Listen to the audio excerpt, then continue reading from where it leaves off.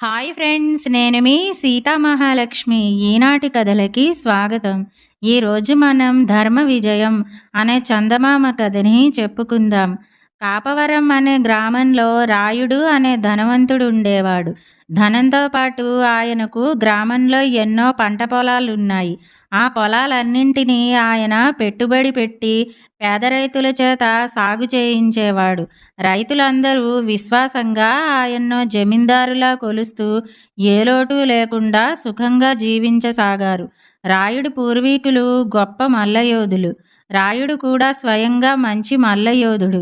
ఆయన తన పూర్వీకులను సంస్మరించుకుంటూ ప్రతి ఏటా మల్లయుద్ధ పోటీలు పెట్టి బహుమతులిచ్చి మల్లులను ప్రోత్సహించడం చేత రాయుడి పేరు అందరికీ తెలియసాగింది. కాపవరం ఉప్పలపాడు జమీ గ్రామాల్లో ఒకటి. రాయుడు గురించి ఉప్పలపాడు జమీందారు కృష్ణభూపతి విన్నాడు. ఆయన దివానుతో, కాపవరం మన జమీలోనిదే గదా, కానీ రాయుడు మనకన్నా ఎక్కువ పేరు ప్రఖ్యాతులు సంపాదిస్తున్నాడని విన్నాను. దాన్ని అలా సాగనిస్తే మనకన్నా అతడు చుట్టుపట్ల గొప్ప ప్రసిద్ధుడైపోతాడు. మనం జమీందారులం కనుక అతడి పొలాన్ని చేజిక్కించుకునే మార్గం ఏదైనా ఆలోచించు అన్నాడు.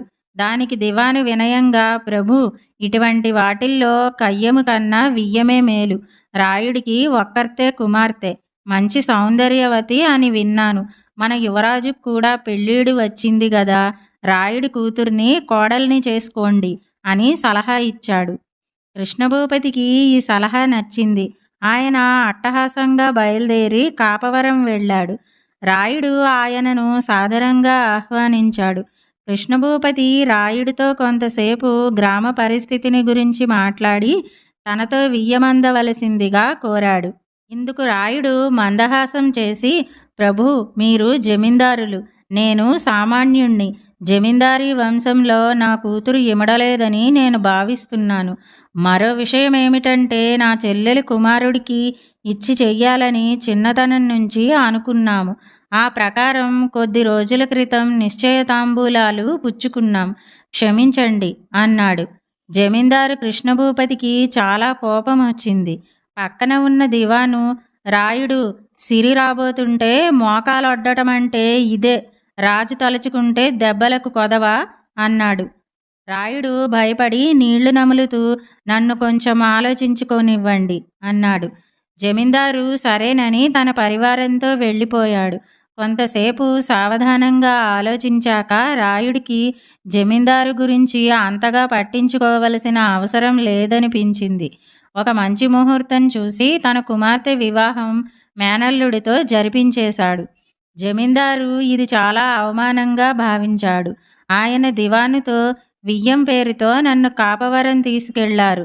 ఏమైందో చూశారు గదా, నాకు కావలసింది రాయుడి ఆస్తే గాని అతగాడి కూతురు కాదని మీకు బాగా తెలుసు. నేడే ఆ పొగరుబోతు ఆస్తిపాస్తుల్ని స్వాధీనపరుచుకుంటున్నామని ప్రకటించండి అన్నాడు ఉగ్రుడైపోతూ. జమీందారు మాట్లాడుతున్నప్పుడు యువరాజు శాంతివర్మ అక్కడే ఉన్నాడు. అతడు తండ్రితో, నన్ను అల్లుడిగా తిరస్కరించినందుకు ఆ రాయుడికి నేనే బుద్ధి చెబుతాను. అందుకు నేను ఉపాయం ఆలోచించాను అన్నాడు. అదేమిటన్నట్లు జమీందారు, దివాను శాంతివర్మ కేసి చూశారు. అప్పుడు శాంతివర్మ, మల్లయుద్ధంలో నన్ను మించిన వారు లేరు గదా, వయసు మళ్ళిన ఆ రాయుడిని సునాయాసంగా ఓడించగలను. మల్లయుద్ధ నియమం ప్రకారం నేను రాయుడిని పోటీకి ఆహ్వానిస్తాను. నాతో ఓడిపోతే రాయుడు తన ఆస్తి నా పరం చెయ్యాలని నియమం పెడతాను. ఇది అన్యాయం అనిపించినా మన ఇద్దరి పగా తీరడానికి అన్యాయంలా పైకి కనిపించని చక్కని ఉపాయం ఇది అన్నాడు. జమీందారు అందుకు సంతోషంగా అంగీకరించాడు. అనుకున్న ప్రకారం ఉగాది మల్లయుద్ధ పోటీల్లో పెద్ద ప్రతిఘటన లేకుండానే శాంతివర్మ విజేతగా నిలిచి, ఈ పోటీలు సంతృప్తిగా ముగియాలంటే రాయుడు నాతో తలపడి గెలవాలి. రాయుడు గనక నెగ్గితే ఆయనను ఇకపై సాటి జమీందారుగా అంగీకరిస్తాను. ఓడిపోతే ఆస్తి స్వాధీనపరిచి సామాన్య పౌరుడిగా జీవించాలి అన్నాడు. ఇది వింటూనే ప్రేక్షకులలో ఉన్న రాయుడి రైతులు, గ్రామస్తులు ఇది అన్యాయం అంటూ అరిచారు. ఇది చూసి జమీందారు కోపంతో రెచ్చిపోబోతుంటే రాయుడు అందరినీ వారించి, జమీందారు ప్రభువులు కోపగించుకోనవసరం లేదు. నాకు వయసు మళ్ళినా మల్లయుద్ధ నీతి ప్రకారం శాంతివర్మతో పోరుకు సిద్ధంగా ఉన్నాను. ధర్మం జయిస్తుందని నా నమ్మకం అంటూ ముందుకు వచ్చాడు. నెరిసిన మీసాలతో వయసు మళ్ళినప్పటికీ ఎంతో గంభీరంగా వింత తేజస్సుతో తన ఎదుటికి వచ్చిన రాయుడిని చూడగానే శాంతివర్మ ఒక్క క్షణం ఉలిక్కిపడ్డాడు. ధర్మం జయిస్తుంది, ధర్మం జయిస్తుంది అన్న మాటలు ఆయన చెవిలో మారుమోగసాగాయి. రాయుడికి శాంతివర్మకు మల్ల యుద్ధం ప్రారంభమైంది.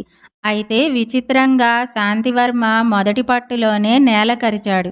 ఇందుకు శాంతివర్మ ఎక్కడలేని ఆశ్చర్యంతో జనంకేసి ఒకసారి చూసి, వయసు, బలం, శిక్షణ అంటూ ఏ విధంగా చూసినా నేనే గెలిచి తీరవలసింది.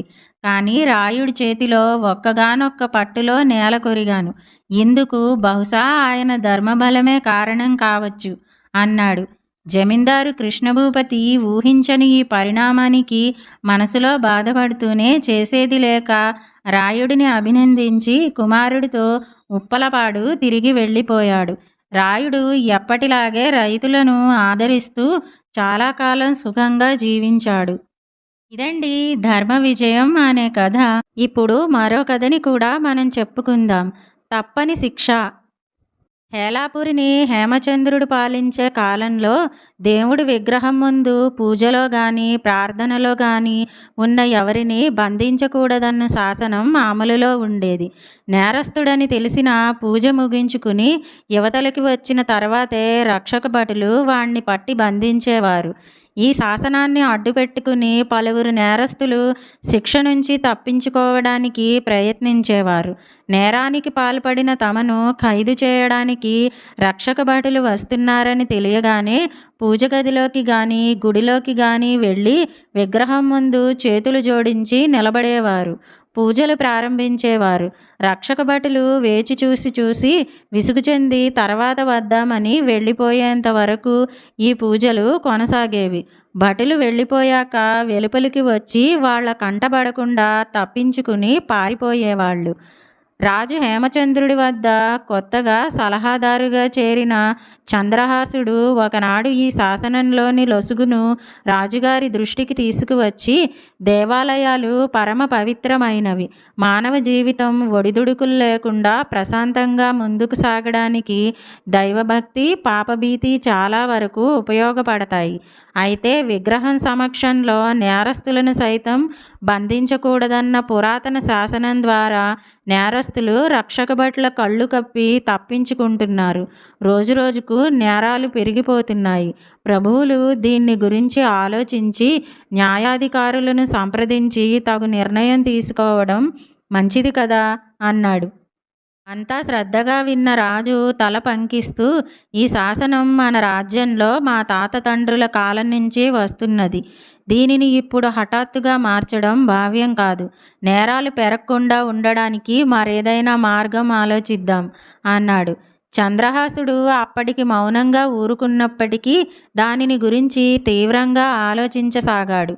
ఇదిలా ఉండగా ఒకనాడు సుగంధపురిలో పెళ్లి కుమార్తె బంగారు నగలను దొంగిలించుకుని పారిపోతున్న దొంగను పట్టుకోవడానికి రక్షక భటులు వాడి వెంట పడ్డారు. అయితే ఆ దొంగ వారికి దొరకకుండా ఊరి పొలిమేరను చేరుకున్నాడు. రక్షక భటులు వదలకుండా తరమసాగారు. అటవీ ప్రాంతంలో పరిగెత్తుతున్న దొంగకు ఒకచోట 4 గుంజలు పాతి పైన తాటాకులు కప్పబడి ఉన్న పాకలో పసుపు కుంకుమ పూసిన తెల్ల బండరాయి కనిపించింది. దొంగ పరమానందంతో పాకలోకి జొరబడి పసుపు కుంకుమలు పూసిన తెల్ల బండరాయి ముందు చేతులెత్తి మొక్కుతూ నిలబడ్డాడు. వాడి వెనకనే అక్కడికి చేరుకున్న రక్షక భటులు వాణ్ణి చూసి, అరెరే, దేవుడి విగ్రహం ముందు చేరాడే, బంధించలేకపోయామే అంటూ ఆశాభంగానికి గురై చేసేది లేక అలాగే నిలబడిపోయారు. దొంగ కళ్ళు మూసుకుని విగ్రహం ముందు కూర్చుని మరింత భక్తి నటించసాగాడు. అయితే కొంతసేపటికి రక్షక భటులు తనను చుట్టుముట్టి సంకెళ్ళు తగిలిస్తున్నారని గ్రహించి దొంగ అమిత ఆగ్రహంతో కళ్ళు తెరిచి, ఏమిటి, దేవుని ఎదుటే బంధిస్తున్నారా అనబోయి నోట మాట రాక అలాగే ఉండిపోయాడు. కారణం, అప్పటికే రక్షక భటులు వాడి ఎదుట ఉన్న పసుపు కుంకుమలు పూసిన బండరాతిని అవతలికి తొలగించారు. దొంగ కారాగారం పాలయ్యాడు. మరునాడు న్యాయాధికారి ద్వారా ఈ సంగతి గురించి విన్న రాజు హేమచంద్రుడు నూతన సలహాదారు చంద్రహాసుడి సూచనలోని సత్యాన్ని గ్రహించి పూజాది కార్యక్రమాలలో ఉన్న నేరస్తులను బంధించకూడదన్న పాత శాసనాన్ని రద్దు చేశాడు. అప్పటి నుంచి నేరస్తులు అంత సులభంగా తప్పించుకోలేకపోయారు. క్రమేణా ఆ రాజ్యంలో నేరాలు తగ్గిపోయాయి. ఇదండి 'తప్పని శిక్ష' అనే కథ. ఈ 2 కథలు గనక మీకు నచ్చినట్టయితే లైక్, షేర్, కామెంట్ చేయండి. మళ్ళీ మరొక మంచి కథతో కలుసుకుందాం. అంతవరకు వింటూనే ఉండండి ఈనాటి కథలు.